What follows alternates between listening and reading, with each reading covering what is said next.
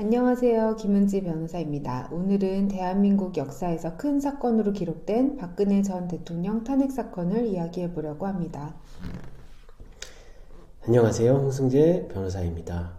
헌법재판소가 어떤 판단을 내렸고 그 배경에는 어떤 일이 있었는지 법률적 관점에서 살펴보겠습니다. 2016년 최순실 국정농단 사건이 세상에 드러나면서 국회는 2016년 12월 9일 박근혜에 대한 탄핵소추안을 제적의원 300인 중 234인의 찬성으로 통과시켰습니다. 특히 비선실세였던 최순실의 국정개입을 허용한 점, 대기업들에게 기금을 모금하게 하여 미르와 K스포츠 재단을 설립하고 이 과정에서 대통령의 권한을 남용한 점, 최순실을 통해 사적인 이익을 취하도록 하는 데 있어서 청와대와 정부기관의 인사 및 정책 결정을 사유화한 점, 연설문과 대통령의 공식 일정, 인사 관련 문건 등 다양한 비밀 문건이 최순실에게 전달되어 공무상 비밀을 누설한 점 등이 주요 쟁점이었습니다. 당시 헌법재판소는 헌법 제65조를 근거로 대통령이 직무를 수행하면서 헌법이나 법률을 위반한 경우 탄핵이 가능하다고 하면서 대통령을 탄핵하기 위해서는 대통령의 법 위배 행위가 헌법 질서에 미치는 부정적 영향과 해악이 중대하여 대통령을 파면함으로써 얻는 헌법 수호의 이익이 대통령 파면에 따르는 국가적 손실을 압도할 정도로 커야 한다고 판단하였습니다. 박근혜 전 대통령의 탄핵 사유 중 헌법 내지 법 위반으로 인정된 것은 크게 최순실 씨와의 비선실세 문제로 인해 국정 운영의 투명성을 훼손하는 등으로 헌법 제7조 제1항 등의 공익실현 의무 위반, 그리고 공무상 비밀 누설 등으로 국가공무원법 제60조의 비밀 엄수 위배, 그리고 기업들에게 출연금을 강요하는 등으로 헌법 제15조, 제23조 제1항 등의 기업의 자유와 재산권 침해 등으로 요약이 됩니다. 헌법재판소는 특히 국민주권주의와 법치주의를 훼손한 점에 주목하였습니다. 국민의 신임을 잃게 된 행위가 헌법 질서를 심각하게 위협한다고 본 것이죠. 2017년 3월 10일 헌법재판소는 박근혜 전 대통령에 대해 8인 전원일치로 파면을 결정했습니다.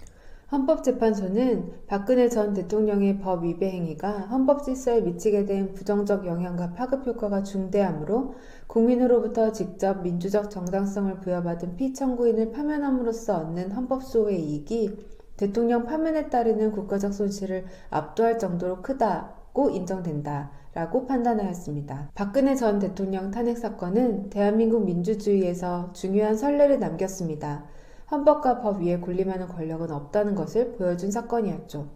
맞습니다. 하지만 정치적 혼란과 사회적 분열을 초래되었다, 이런 비판도 있습니다. 탄핵은 헌법 질서를 지키기 위한 절차지만 그만큼 신중해야 한다는 것을 우리 모두 다시 한번 깨닫게 되었습니다. 박근혜 전 대통령 탄핵 사건에서 헌법재판소는 피청구인은 최순실의 국정 개입 등이 문제로 대두되자 2016년 10월 25일 제1차 대국민 담화를 발표하면서 국민에게 사과하였으나 그 내용 중 최순실이 국정에 개입한 기관과 내용 등은 객관적 사실과 일치하지 않는 것으로 진정성이 부족하였다.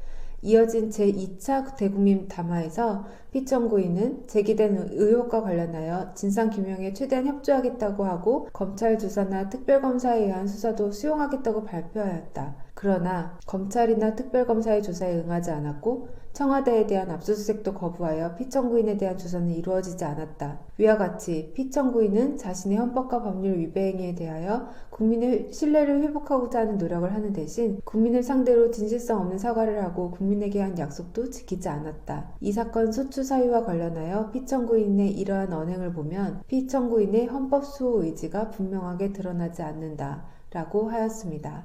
네, 헌법재판소는 헌법 수호 의지가 분명하게 드러나지 않는다는 점도 박근혜 전 대통령의 파면의 주요한 사정 중 하나로 보았습니다.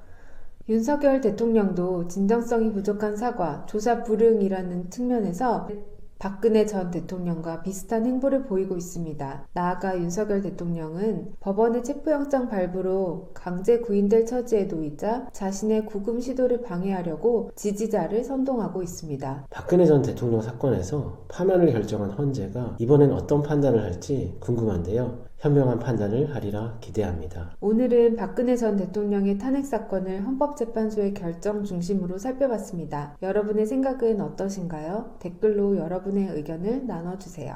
이번 탄핵 사건을 계기로 대한민국 민주주의가 더욱 발전하길 바랍니다. 오늘도 시청해주셔서 감사합니다. 구독과 좋아요도 잊지 마시고요. 다음 시간에 더 흥미로운 주제로 찾아뵙겠습니다. 감사합니다. 다음 시간에 만나요.